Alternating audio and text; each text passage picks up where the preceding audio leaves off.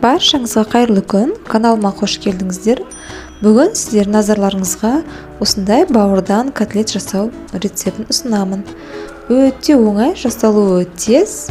4 қана заттан осындай дәмді котлет жасаймыз. Менімен бірге соңына дейін қарап, сіздер де жасап көріңіздер.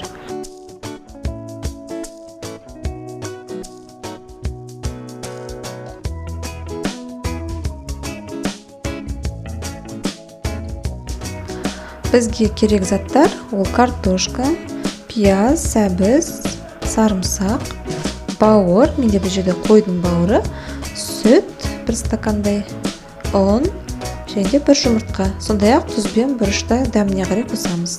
Ең алдымен барлық көкөністердің сырттарын тазалап, жуып, осылай бөліктерге бөліп, блендердің ыдысына салып, әбден езіп аламыз. Егер сізде блендер болмаса, онда ет тартқыштың көмегімен де осылай оңай езіп алуға болады. Бірақ негізінен блендермен тезірек болады. Егер үйіңізде блендер болса, осы блендер қолдануды мен кеңес ететін едім. Өйткені көп уақытыңызды алмайды, әрі жуғанға да оңай тез жуыла қояды.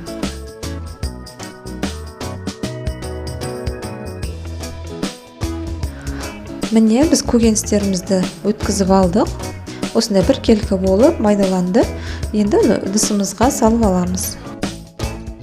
Негізінен осы бауыр котлетін жасаудың әртүрлі рецепттері бар.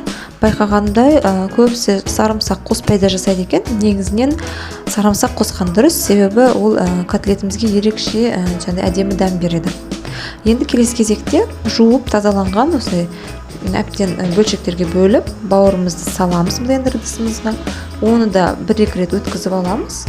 Ол демде өзі осылай майдаланады.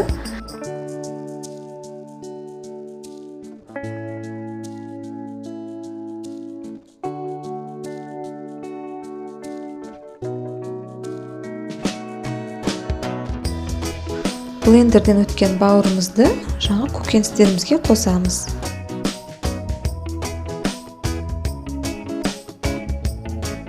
Оның үстіне 1 жұмыртқамызды саламыз.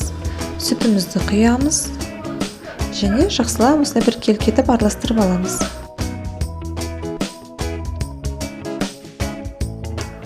Міне бауырымыз осылай біркелкі етіп араласады әдем болып.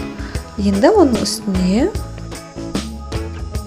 дәміне қарай тұз және де қара бұрышымызды саламыз.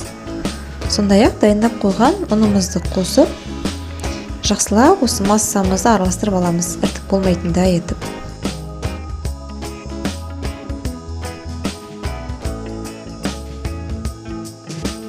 Жақсылап араластырған соң, тапамызға май құйып, орташа отта осы котлеттеріміз қууруға кірісеміз. Осындай жалпақтау етіп 1 қасықтан құйып істесеңіздер де болады. Егер сәл котлеттеріңіз қалың болсын десеңіздер, онда 2 қасықтан құйып шығасыздар. Содан соң 2 жағын қызартып, қуырып аламыз. Бұл котлеттеріміз өте тез піседі, өз бауыры өз тез пісетін болғандықтан қарап тұрасыздар. Мінекей достар, біздің котлетіміз дайын болды.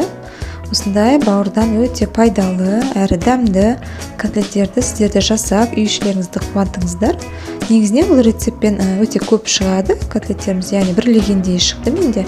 Ол жаңағыдай өздеріңіз бір қонақ күткенде, сол кезде ассортиге қойсаңыздар, өте жақсы, көп жерге жетеді. Міне қараңыздар, қазір ортасын бөліп көрсетемін. Менде бұл жұқалау болып шықты. Негізінен 1 қасық құйған соң, үстінен тағы 1 қасықтан құйып шықсаңыздар, қалыңдау болады сіздерде. Міне, достар, осы рецепт сіздерге ұнаған болса, лайк басып, өздеріңіз жақындарыңызбен бөлісіп, комментарий жазып кетіңіздер. Және каналға жазылмаған болсаңыздар, подписаться кнопкасын басып, жазылуды да ұмытпаңыздар.